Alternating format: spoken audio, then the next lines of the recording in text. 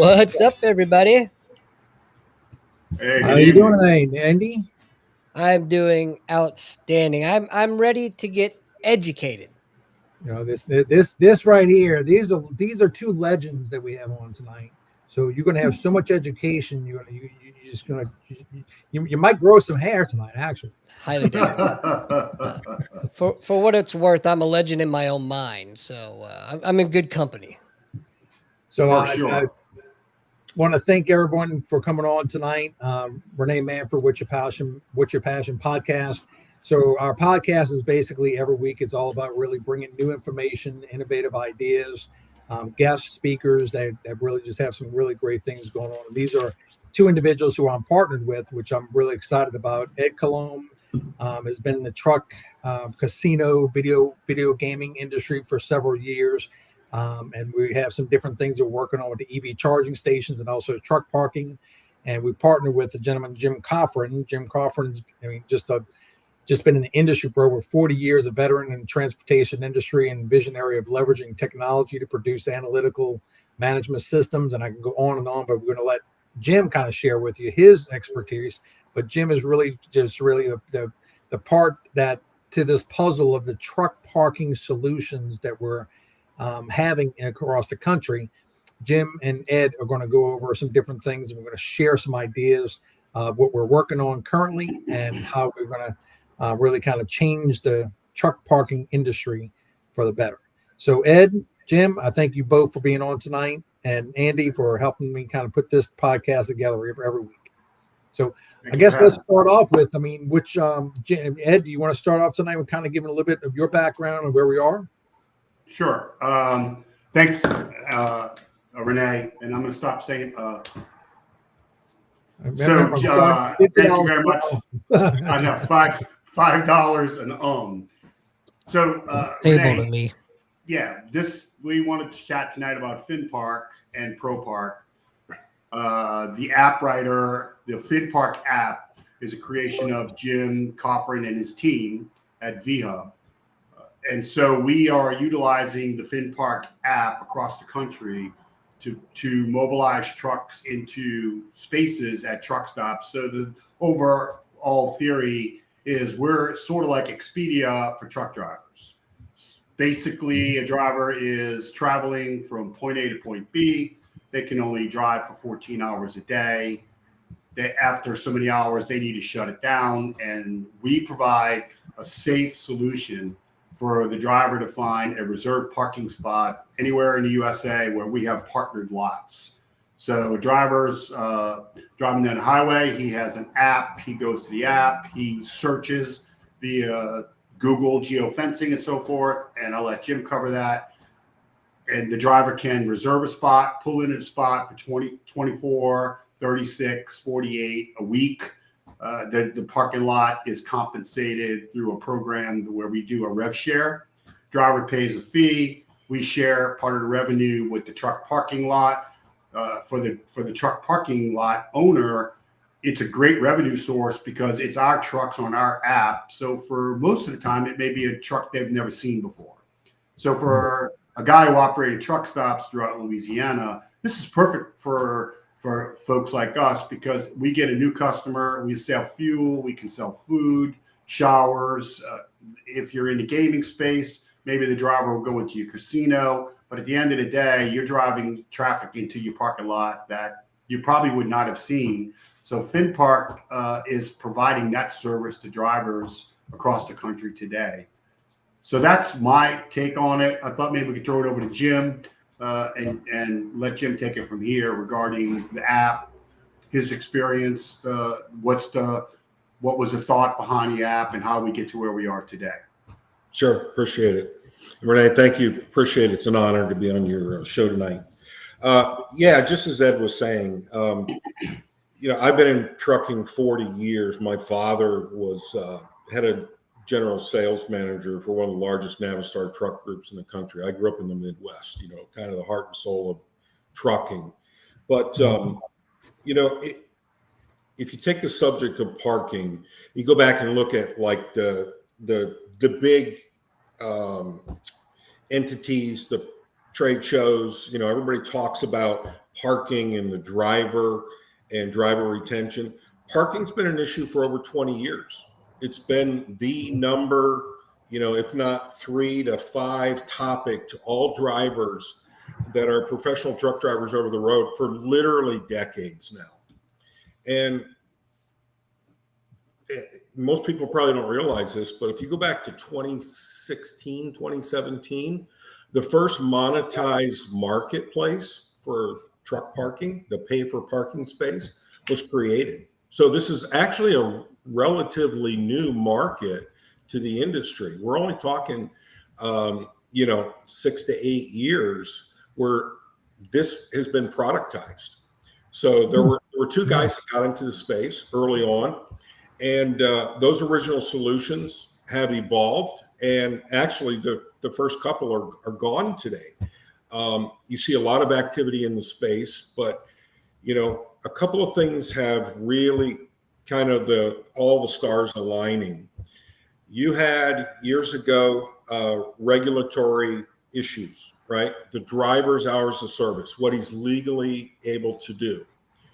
That forced when we went to ELD mandates back in the 2010 to 2014 range.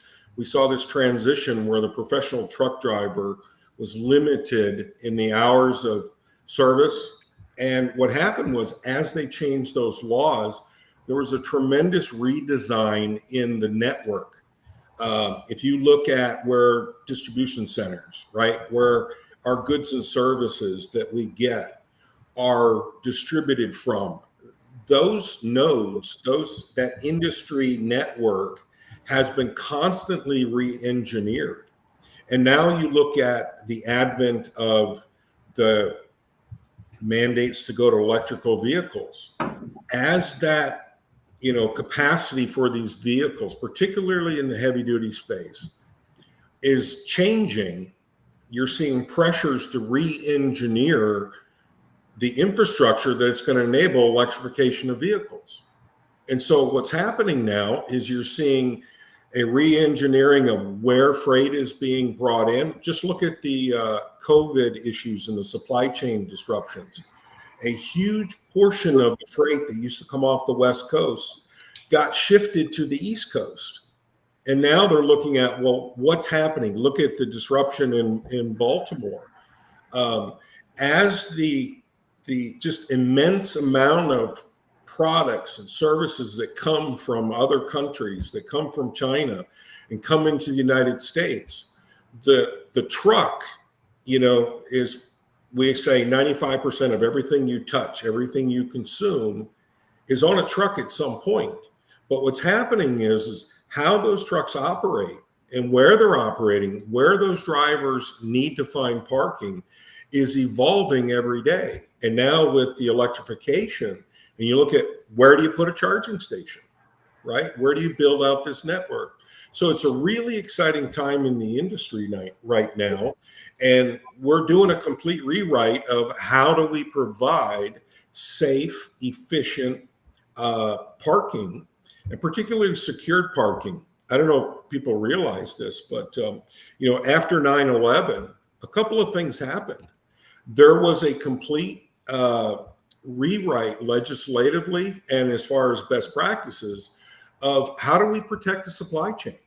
So most people don't realize anything that is food-based product is mandated to be in a no-touch freight situation.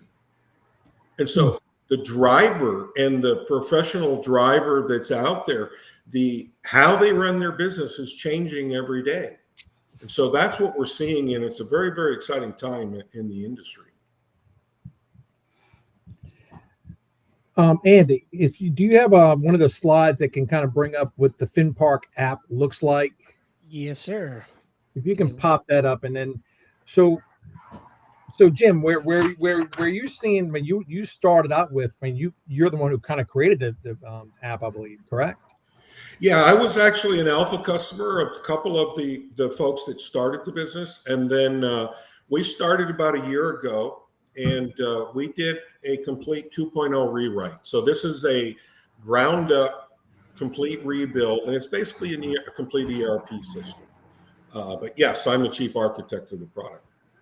And when based off of what my understanding is with Ed, since I've been working with y'all on this project, is that y'all have locations that are gas stations across the country, or truck stops that basically have spaces.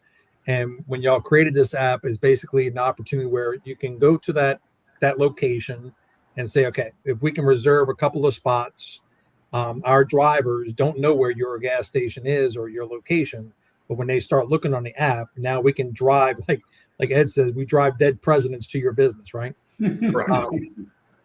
So basically, we know we're driving business to a location that the average truck driver might not even know about, because it's not whatever it's not on. But on this feature, they can see if there's showers, restrooms, food, amenities there. Is that correct? Yes, and it's an interesting thing. A lot of the original product years ago were built on, kind of static website, low code type technologies. Think of what we know today as like a typical spin up a quick shopping cart, right? So a lot of the original product was, I have one thing to sell, like one daily opportunity. If you go to an airport, right, a park and ride, and I want to go, the terms and conditions are, I can sell you one day. You rent a spot for a day. So what we've done is we looked at what are the real components of the system. So for an asset owner, if you're, an investor and you're looking for a real estate play, if you're a current operator in the pay for parking space, you have kind of 4 different functions that you need to work on.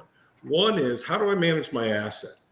How do I publish and make available and market my parking location? And what we've done is we've tried to really look at it from a fresh new approach and say, what's important to the user, right? We're dealing with commercial drivers. We're dealing with service vehicles. And so we said, how do we speak the language of the professional truck driver? And so we built things like multiple dynamic pricing. The original was, I can rent you today. Today, our system is fully configurable. So if you want to rent long-term rental, a weekly or a monthly, or let's say an annual rental, we can do that. If you want to separate, for example, container storage or machinery storage, we can set up different services. So you can be in the business of storage, or you can be in the business of transient parking. And then we give them the ability to be flexible in how they rate those. So I can sell a duration instead of a pure hourly basis. I can sell a day rate. I can sell a 12-hour rate for a driver that needs to do a reset. I can sell a 36-hour duration for a driver that needs to do what we call a reset. So that's really what we try to do. And then, as you said, we brought in things like amenities. So, in most navigation apps today, I can search by proximity, or I can search by look along the route. And we even brought in things, for example, like how many hours of drive time do I still have? If a driver has the ability to legally drive 11 hours today, where is he right now and where is he going? And we built search algorithms to allow that driver to say, I'm going from Dallas to Houston. How far can I get along that route? We even give them the ability to say, by the way, I want to fuel before I park. So let me back up the time to fuel, and I can still extend my route as far as possible and then find the optimal place to park. And I know Ed uses Expedia for truck parking. I consider it kind of like an Airbnb for truck parking. Yeah. Right. I mean, it's kind of like you know where you're going and you're going in that direction. And that's the way I kind of look at it. It is very, very exciting. It's like an Airbnb for truck parkers. And as Ed was mentioning, some of the other things we really thought about is we knew that for operators, a lot of folks, again, there's institutional investors, there's private equity today that are looking for long-term real estate plays. And they say, but I don't know trucking, and I don't want to deal with the business of parking. So we build essentially a complete ERP system. The other components, we can list those assets, we can rate them, but then we have a complete reservation management system. A lot of the folks in the industry, they have apps, but we consider them glorified phone books. Mhm. So I can tell you where a spot is.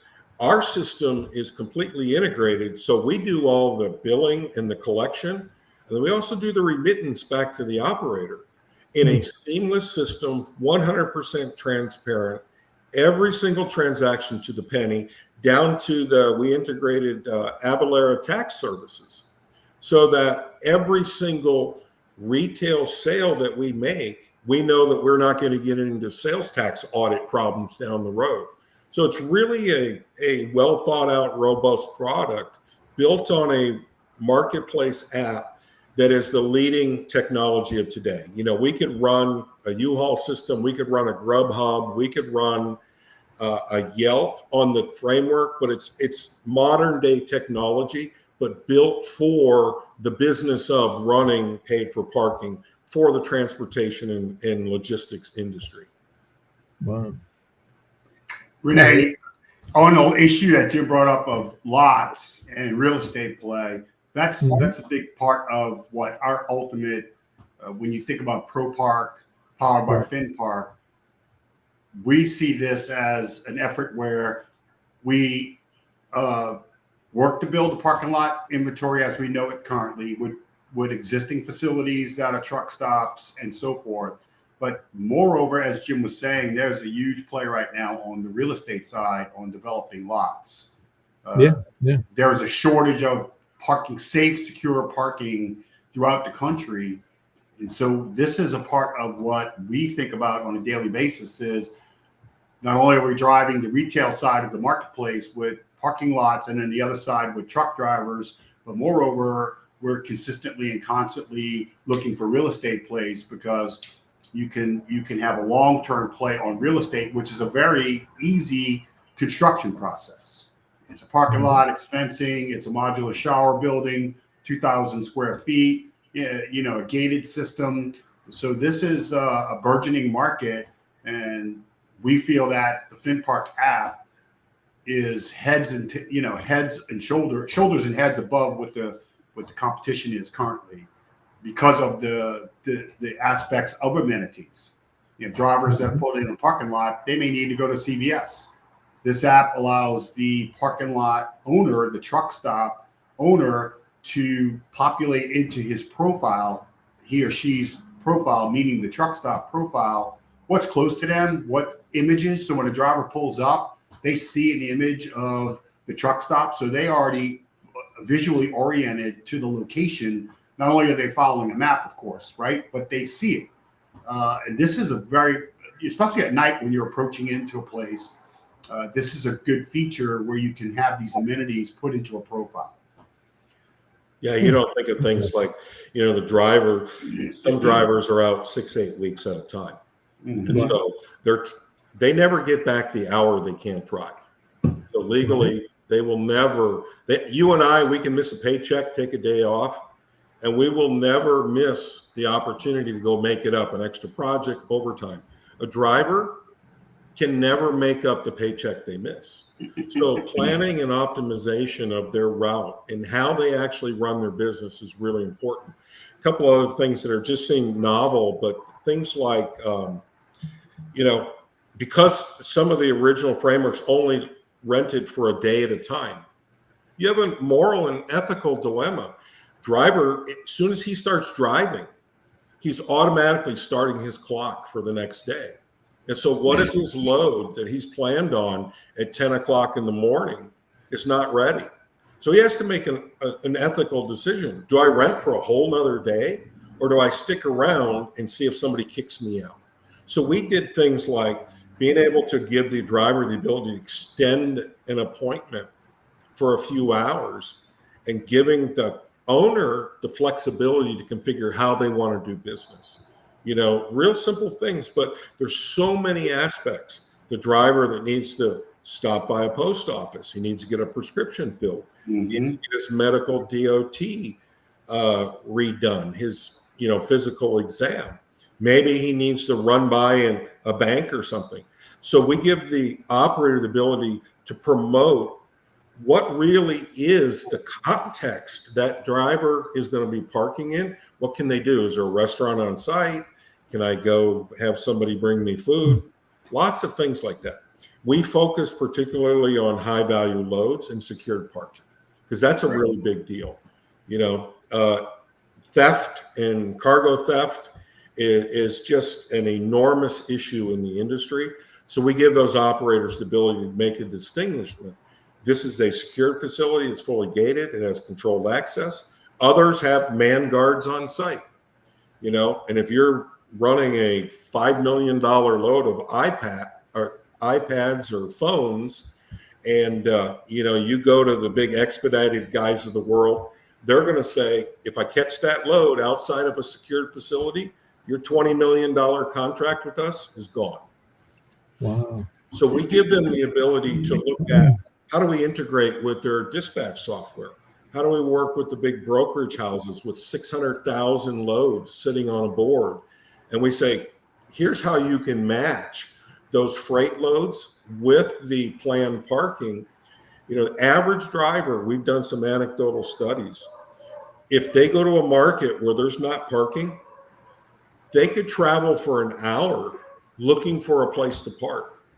And so they're losing revenue to the truck. They're losing compliance to their hours.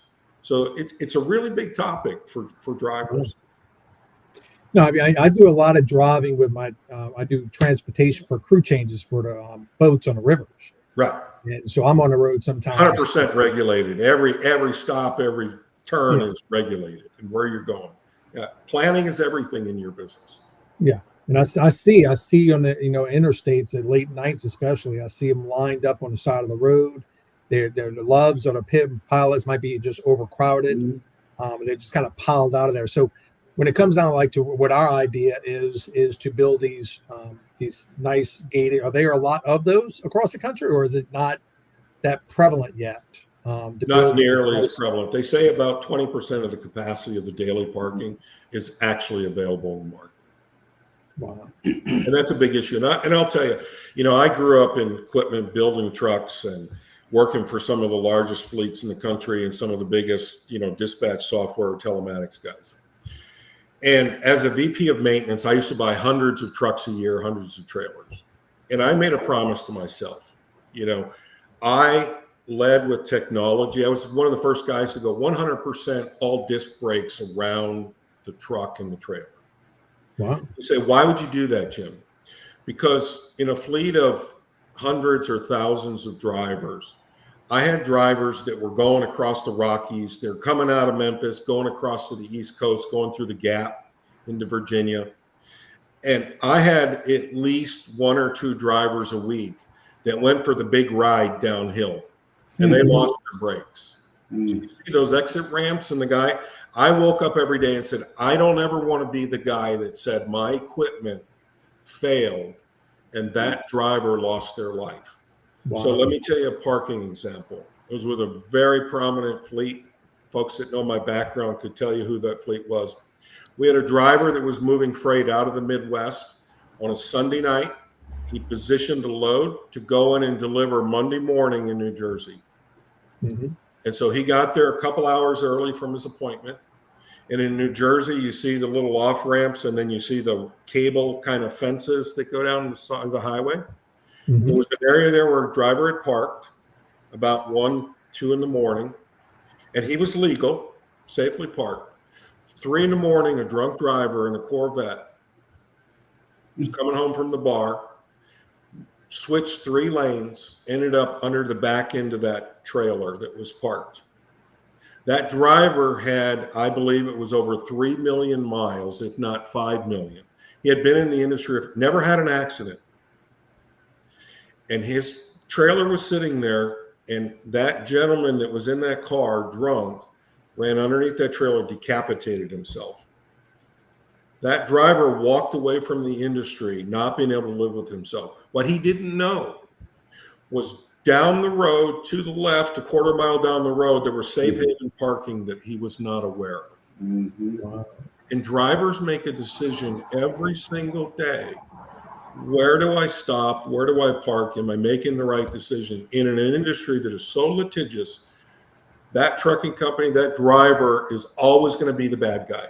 And he did nothing wrong, but he couldn't live with himself and he walked away from the industry. So parking is a big deal, really big. Right. Well, and I know when we first started this, I know there was a story about, I think it was an individual who was murdered because he was robbed for $7. Is that right, Ed? Something? Yeah. So that's Jason's law. Jason was a driver, needed a place to shut it down, was waiting to unload, was in a sort of a back lot area of a dispatch center.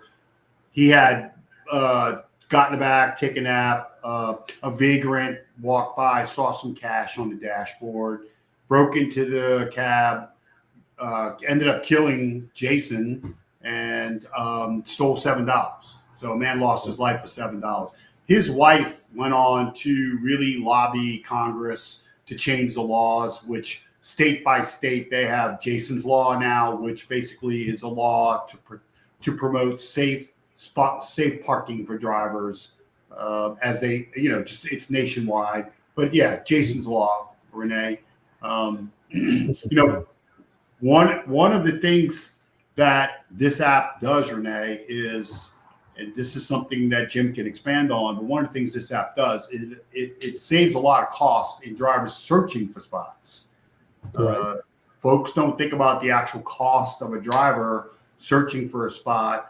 It's getting close to having to shut down. The lots are full. He's searching for a spot. Every mile he goes, he's spending money. So, Jim, I don't know if you want to elaborate on that, what the cost per hour is for a driver to operate. Yeah, we used to say between the truck and the fuel and the maintenance and the capital equipment and all that, we used to say about 75 to 95 cents a mile to the truck. Now it's probably about $1.35, $1.45 a mile to the truck.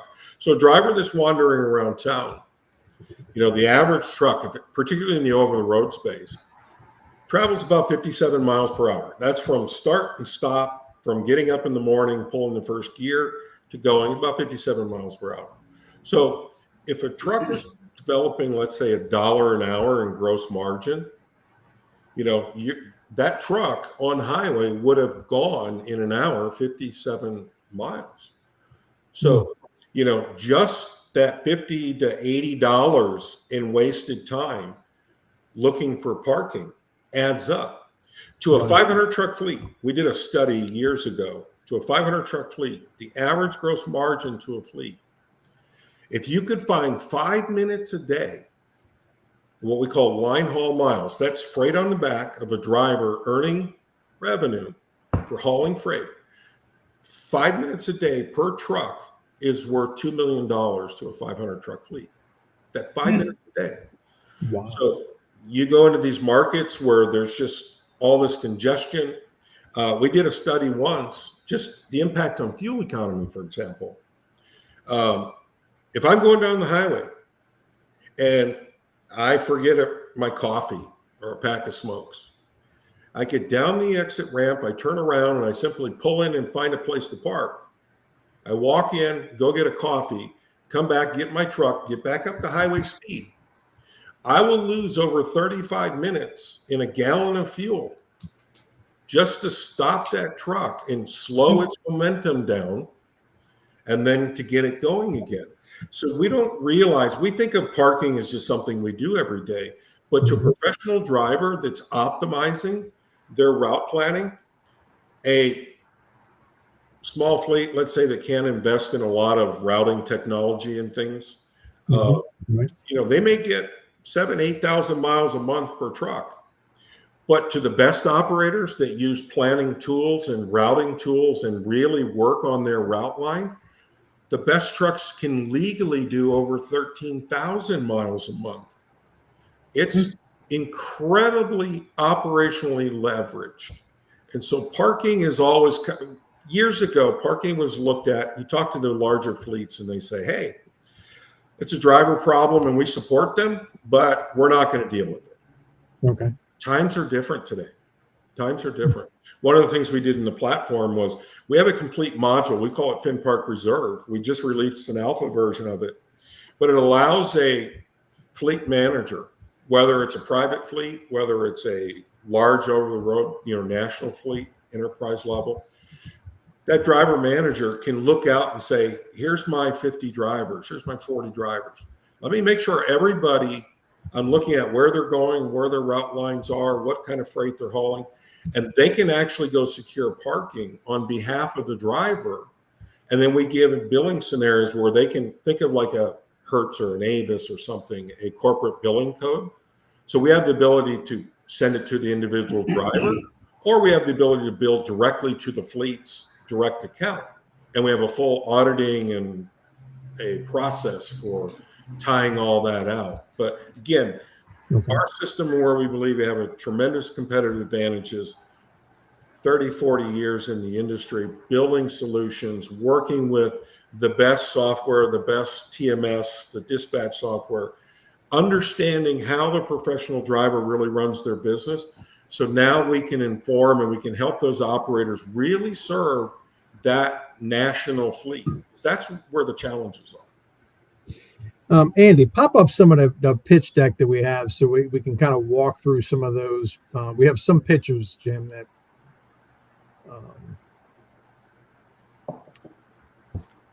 let's see. So basically when you go to which we're in the process of doing ProPark, but so pop up the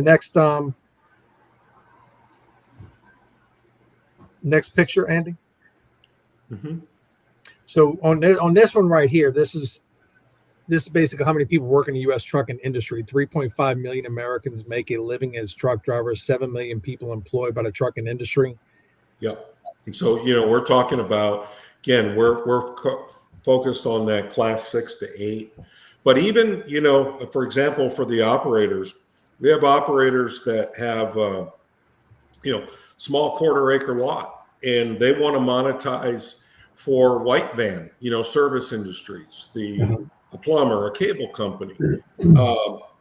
We often have operators, right now there's a lot of shift coming out of Laredo, and we'll have large fleets that say, look, I got a book of business, and this is a seasonal piece of business. I need to go move 200 trucks into this area. Can you find us weekly or monthly parking for 200 trucks? So sometimes these large fleets will come in and they will buy up all the capacity on these mid to long-term deals. And our system will keep track of those.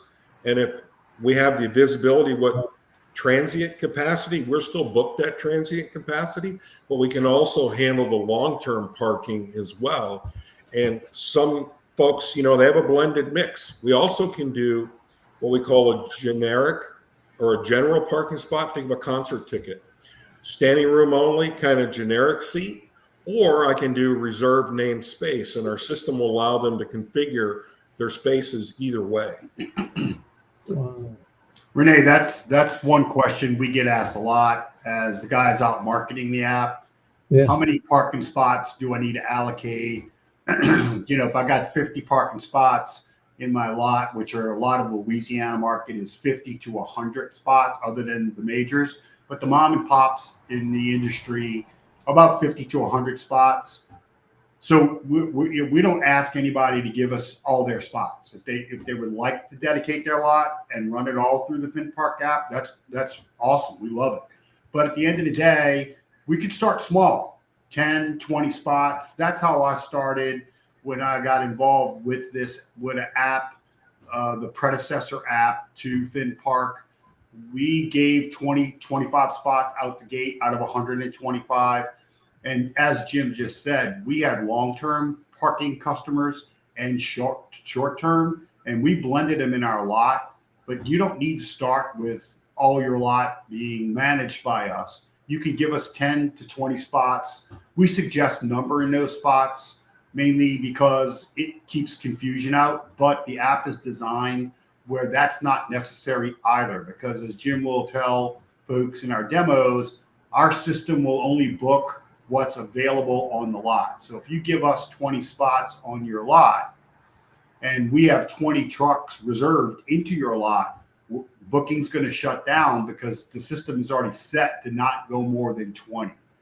So we can put a lot of parameters so that the lot owner can do other things with monthlies, long terms, storing trailers.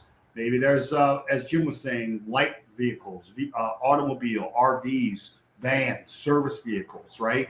So we can be very flexible on how we approach our customer side in regard to us driving traffic into those lots. So that's a very powerful aspect of what this app will do for the normal truck stop owner or lot owner, for in that way.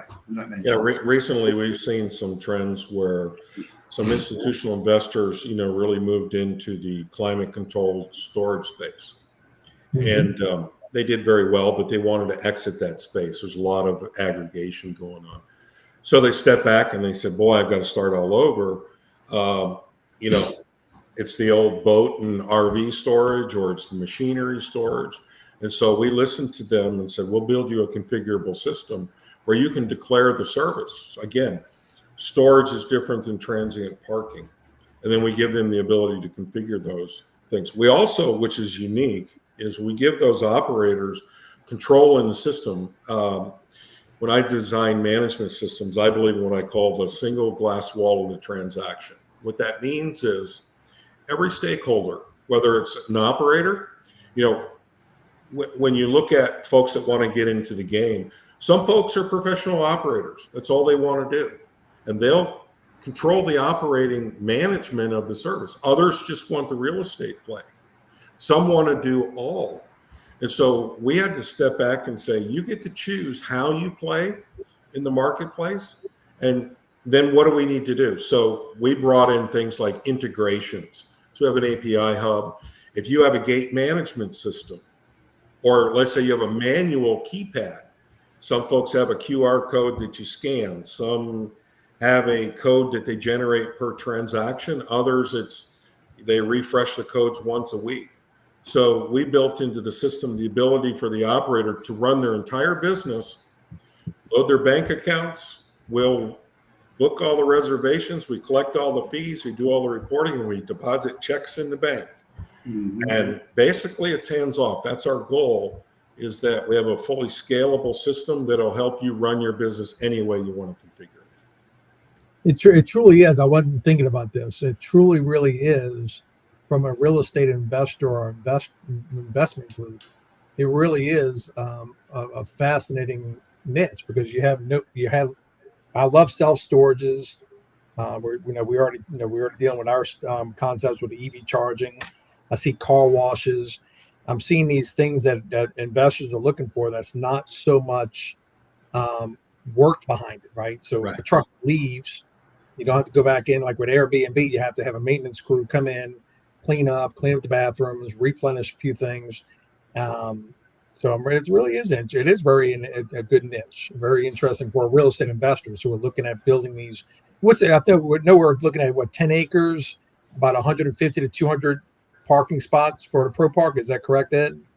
Yeah. So our prototype would be 5 to 15 acres, 50 to 150 spots.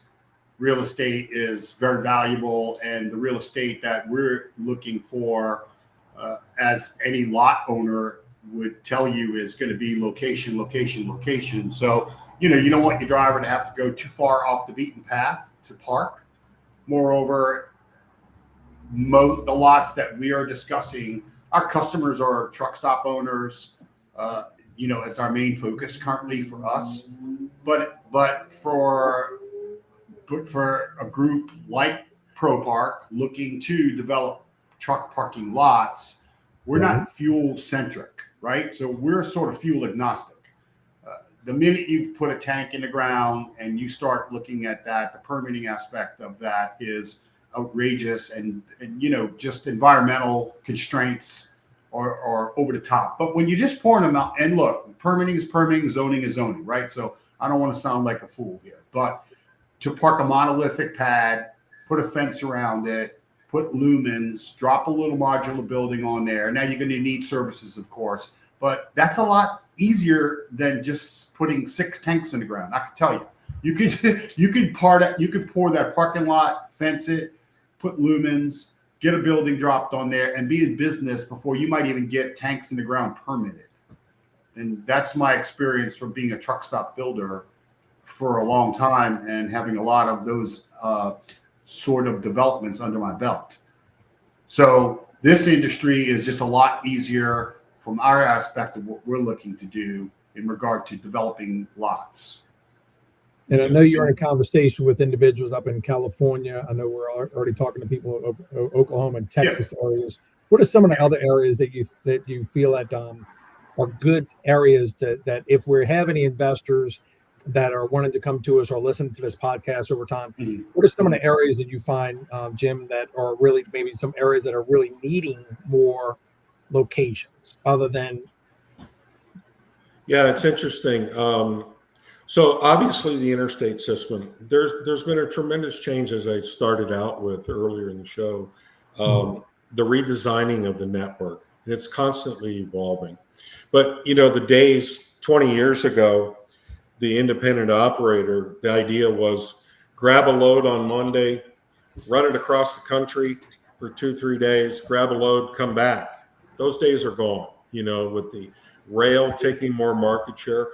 But you still have truckload capacity, and that length of haul is changing, and where to put that parking is changing. But the major corridors, if you look at the major manufacturing centers, the major supply chain, we have an advantage. In fact, we offer some services where we go in and help folks that want to invest, help them identify where those are.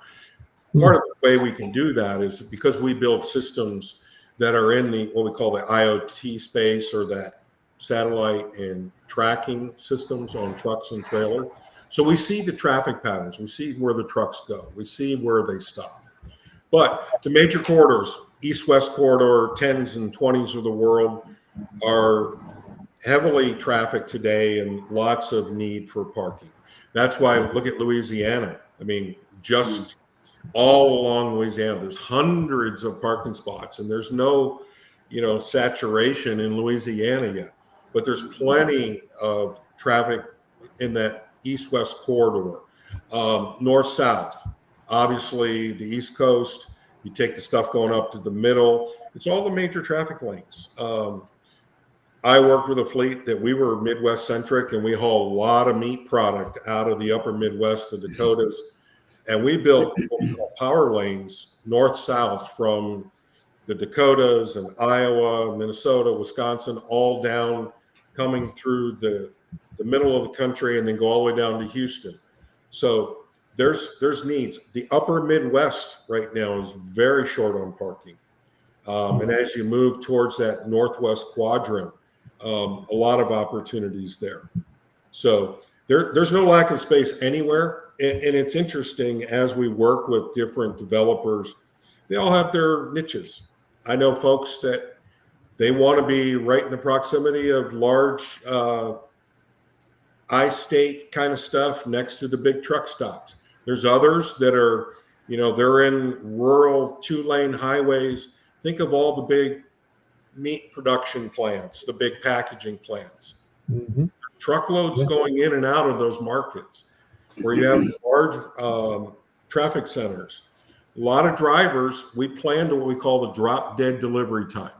So every truck is trying to maximize every hour, and the last load, the last stop on a multi-stop load is right to the last hour. So they're going to generally want to get out of that metropolitan area.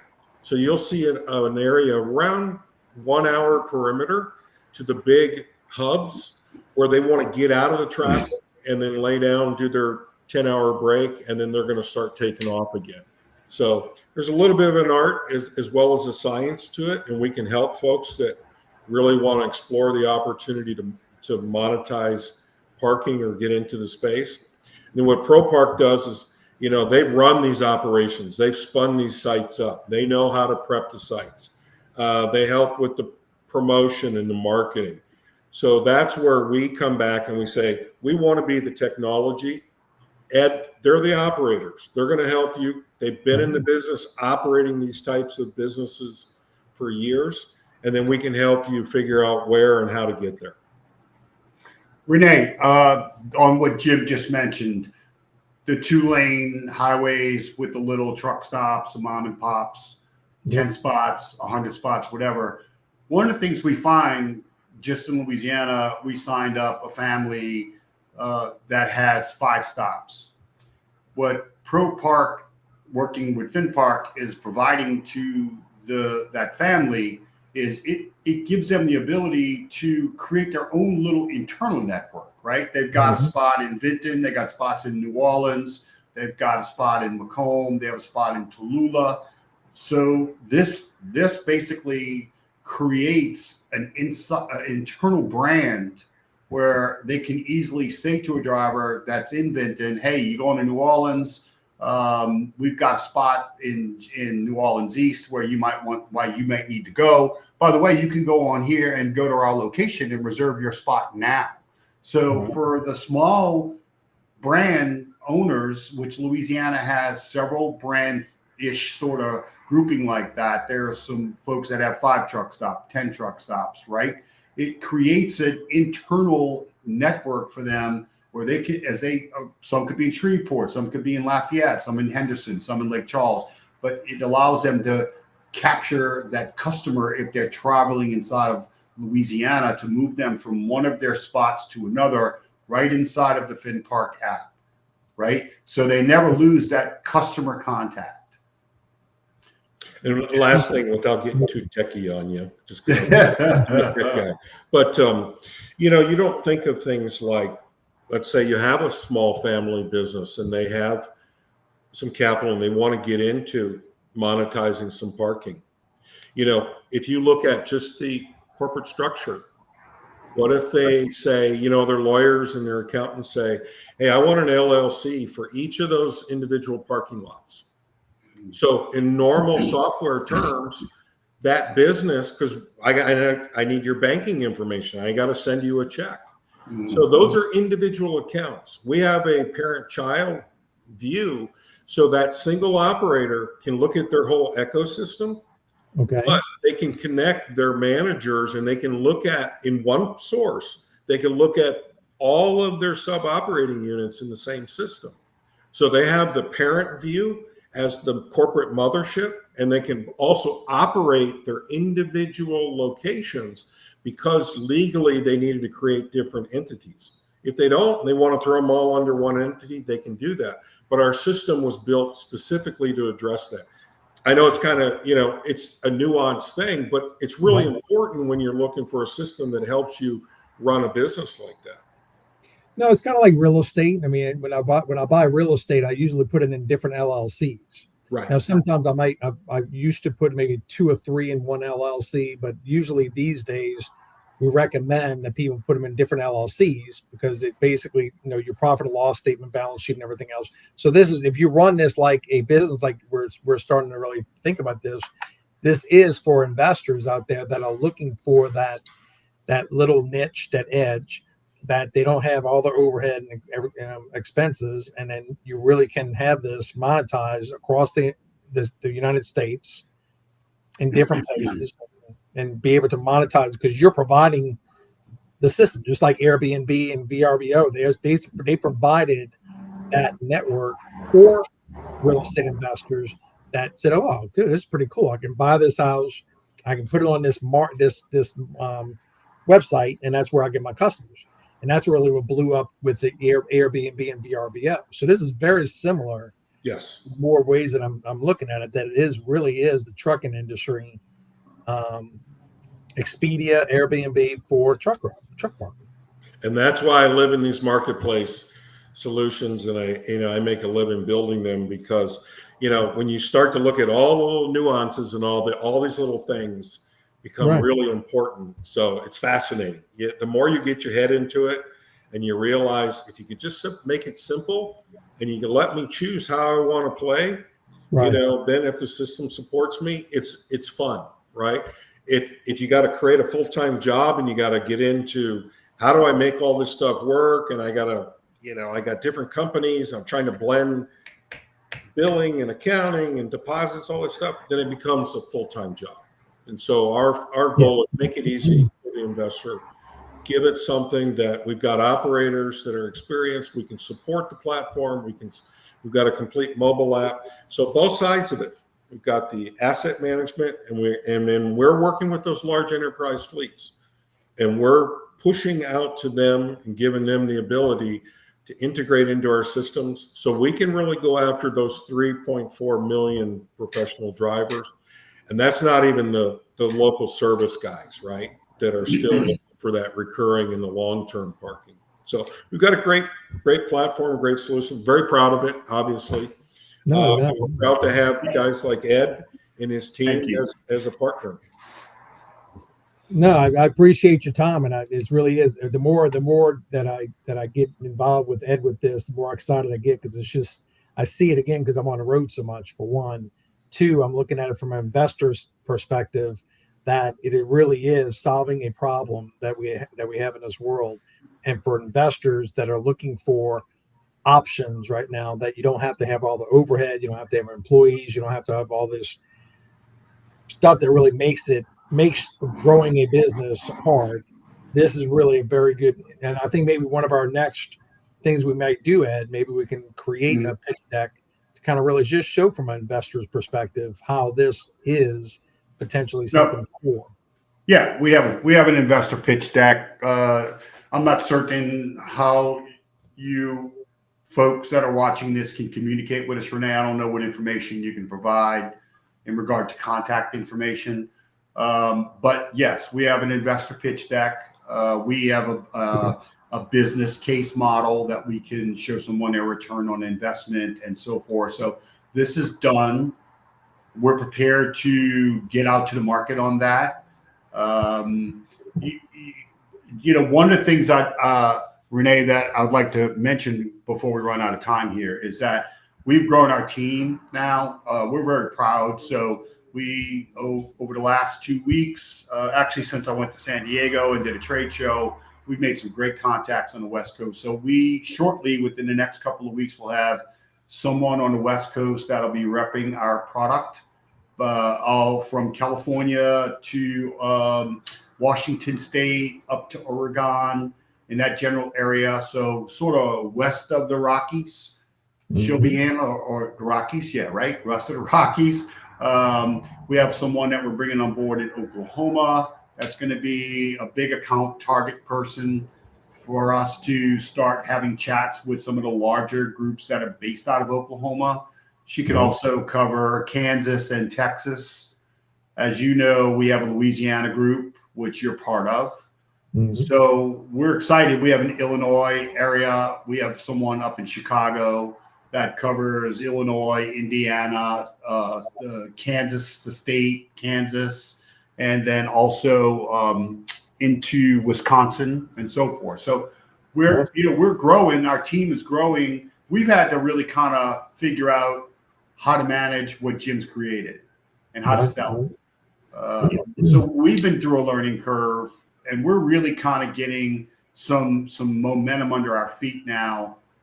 We had a great chat with FinPark just the other day, which Jim was a party to, where we feel very excited about a new marketing program that we're going to be proposing and putting together, which is going to have national reach, but we're going to keep it very local initially to see what are we getting for our money invested, and how do we tweak that, right? So you'll see some new marketing things coming out from us.